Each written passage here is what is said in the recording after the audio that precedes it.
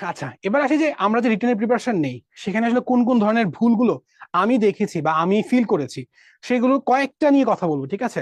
আরো অনেক ভুল থাকতে পারে বা থাকে, তার মধ্যে 6টা যে মেজর পয়েন্ট আমার চোখে ধরা পড়েছে সেগুলো নিয়ে কথা বলবো।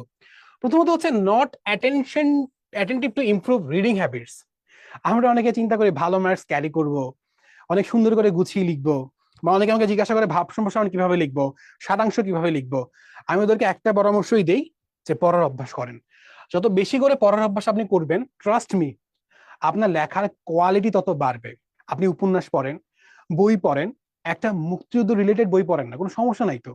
আপনি মনে করেন আপনার ক্যাম্পাস ক্লাস শেষ, আপনি অবসর বসে আছেন, আপনি ধরেন হচ্ছে যে একটা উপন্যাস পড়লেন, বা একটা রবীন্দ্রনাথ ঠাকুর, কাজী নজরুল ইসলাম কিংবা শেখ মুজিবুর রহমানের যে বইগুলো আছে সেগুলো পড়লেন। পড়ার সুবিধা কি হবে? একটা কনটেক্সট সম্পর্কে আপনি কল্পনা করা শিখলেন, ভাষা সম্পর্কে শিখলেন, কোথায় কোনো উপমা ব্যবহার করছে সেগুলো শিখলেন। সো এই যে রিডিং হ্যাবিটটা বাড়াচ্ছেন, সেটা কিন্তু আপনার যে সামনে যে কোনো পরীক্ষা, সেটা যে কোনো পরীক্ষা হতে পারে, সেই পরীক্ষা কিন্তু আপনি অ্যাপ্লিকেশনটা ঠিক মতো করতে পারবেন, ঠিক আছে? সো পড়ার অভ্যাসটা কিন্তু অবশ্যই বাড়াতে হবে, এটা মাস্ট। 2 নম্বর আসে যে careless about making hand notes. অনেকে আমরা এত অলসতা করি, আমরা কিন্তু হ্যান্ড নোটস করি না। হ্যান্ড নোটস না করার সমস্যাটা কি হয়? আপনার কালকে পরীক্ষা, আপনি 16টা চ্যাপ্টার রিভিশন করতে গেলেন, আপনি কি পারবেন? পারবেন তো না। সেই জন্য আমি প্রত্যেককেই বলি যে ছোটখাটো করে হলে হোক, শর্ট করে হলে হোক, একটা নিজের হ্যান্ড নোট ক্রিয়েট করেন। এটা আপনাকে রিভিশন করার ক্ষেত্রে ব্যাপক পরিমাণে কাজে লাগবে, ঠিক আছে? সো আমি, যারা প্রিপারেশন নিতে চাচ্ছেন বা নিবেন ইনশাল্লাহ ফিউচারে, আমি বলবো যে আপনারা যেটা প্রিলি হোক, রিটেন হোক বা ভাইবা হোক, যাই হোক না কেন, আপনারা অবশ্যই কি হ্যান্ড নোট তৈরি করার অভ্যাস করবেন। 2 নম্বর পয়েন্ট। 3 নম্বর হচ্ছে পুয়ার কোয়ালিটি অফ রাইটিং। অনেকে কি করে যে এটা অনেক গুরুত্বপূর্ণ, এটা অনেক মানে অনবদ্য, মানে একই কথা বারবার লিখে, সেম টাইপের কথা বারবার লিখে, অনেক ক্লিশে কথা লিখে, যার কারণে যখন আমি খাতা দেখতে বসি বা কেউ যখন খাতা দেখে, তার মধ্যে একটা বিরক্তির উদ্রেক ঘটে। সো আপনারা লেখার কোয়ালিটির উপর কিন্তু মানে হচ্ছে যে কি নজর দিবেন। আর লেখার কোয়ালিটি তখনই বাড়বে যখন আপনি পড়বেন, আপনার মাথায় কন্টেন্ট থাকবে। সো আপনি কন্টেন্ট এনরিচ করবেন, কন্টেন্ট এনরিচ, ওকে, এটা মাস্ট।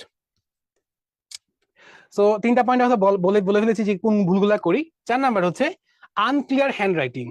দেখেন, সবার তো লেখা খুব সুন্দর হবে তা না, বাট অনেকে এমন ভাবে লিখেন লেখা বুঝাই যায় না, ঠিক আছে? সো যেই লেখা বোঝা যায় না তাকে তাকে মার্কিং করা সম্ভব? সম্ভব তো না। সো যারা এই যে শুরু করতে যাচ্ছেন, আপনারা কিন্তু আপনার হাতের লেখাটা একটু প্র্যাকটিস করেন, ঠিক আছে? সো হাতের লেখা অনুশীলন, ঠিক আছে, এটা মাস্ট। অনুশীলন, এটা এটা মাস্ট করার চেষ্টা করবেন, ঠিক আছে? মানে কোনো এক্সকিউজ দেওয়া যাবে না। দেখেন, এক্সকিউজ দিলে তো লাভ নাই, এত কম্পিটিশন চলে আসছে এখন, আপনি এক্সকিউজ দিলেন মানে আমার হাতের লেখা ভালো না, আমি পারছি না। ব্যাপারটা আপনার নিজের উপরে কিন্তু বর্তায়। আপনার সময় আছে, আপনার সুযোগ আছে, আপনি কেন প্র্যাকটিস করবেন না বলেন? আপনি রেগুলার, আপনি সারাদিন কি করলেন সেটাকে ড্রাফট করেন, তাই না? ডায়েরি লিখেন। এই যে লেখার অভ্যাস করা, সেটা কিন্তু 1 মাস লিখলেন, 2 মাস লিখলেন, একটা সময় কিন্তু দেখবেন আপনার হাতের লেখা কিন্তু অনেক ইমপ্রুভ হয়েছে ইনশাল্লাহ। সো এই প্র্যাকটিসটা এখন থেকে শুরু করে, যাদের হাতের লেখা খারাপ। স্পেলিং মিস্টেক্স, এই ভুলটা আসলে খাতা কাটতে গেলে অনেক চোখে পড়ে, বুঝছেন? অনেকে ভাবে যে আমার পরীক্ষা অনেক ভালো হয়েছে, আমি অনেক ভালো মার্কস পাবো, বাট ওদের খাতায় এত পরিমাণ বানান ভুল থাকে, যার কারণে হয়তো কন্টেন্টটা ভালো লিখেছে, বাট বানান ভুল কারণে কারণে নাম্বারটা কমে যাচ্ছে। সো এই বানান ভুল কিন্তু একদমই করা যাবে না, ঠিক আছে? যারা সিনিয়র, যারা খাতা কাজেন অভিজ্ঞ মানুষরা, ওদের কিন্তু বানান ভুল অনেক চোখে পড়ে।